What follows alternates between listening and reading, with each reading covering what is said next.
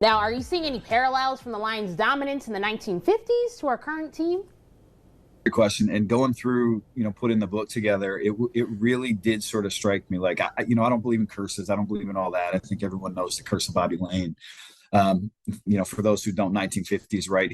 So backstory: the Lions, 1949. The ownership group, 1950, right in that era, the ownership group was sort of a reflection point for football in Detroit. Like they weren't making a lot of money, and they said, hey, if we don't start getting support, who knows what's going to happen to this franchise, like hinting at moving or selling it or whatever might have happened. Well, they trade for Bobby Lane a couple months later.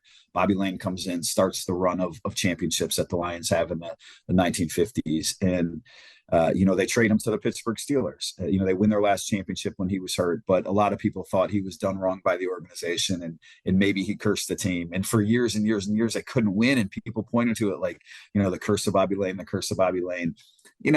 Someone on this side, I think a lot of people, you kind of chalk it up, you write it off. But, the more I went through the history of it, right, that 50 year, 60 year, whatever it was, they draft Matthew Stafford from the same high school that Bobby Lane went to.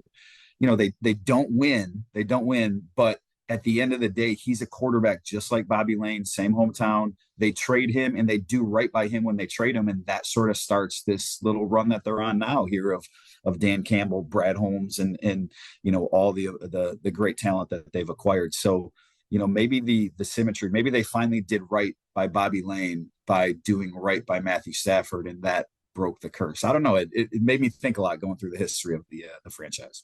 We're Lions fans, and we're super excited about this book. What about our non-Lions fans? How are they able to enjoy a book like this?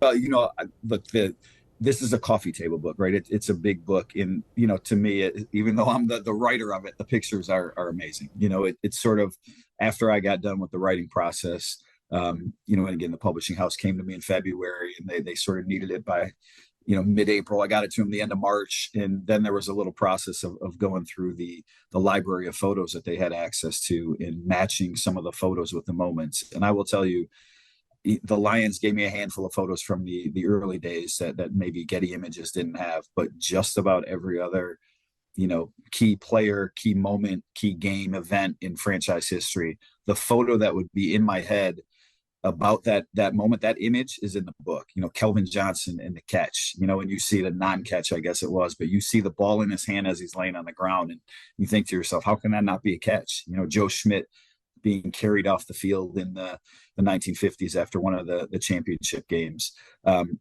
Jim Schwartz and Jim Harbaugh in each other's face arguing after the handshake game when the Lions played the 49ers about a decade ago. So there's every moment that you would think of in Lions history. I think there's a picture there to match. So even if you're not a big reader or you don't know a whole lot about Lions lore, like those pictures bring it to life. Any bold predictions for the rest of the season? Are you seeing the boys in the Super Bowl this year?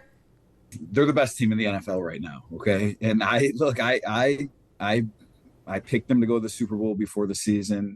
Full disclosure, I had them losing in the Super Bowl before the season to the Kansas City Chiefs.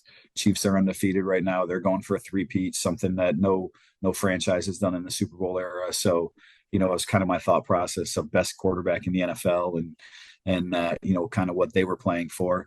Lions are a better team than the Chiefs right now. That's not saying they're going to win or it would be easy, but, I think the Chiefs, the Ravens, even the Bills, that would be a tough matchup. But I do think the Lions are getting to the Super Bowl. Let's leave it right there. I think they're getting to the Super Bowl. They'll be in New Orleans, and it'll be a big sea of Honolulu Blues. So. One last question, of course, in Dan Campbell fashion. What does grit mean to you?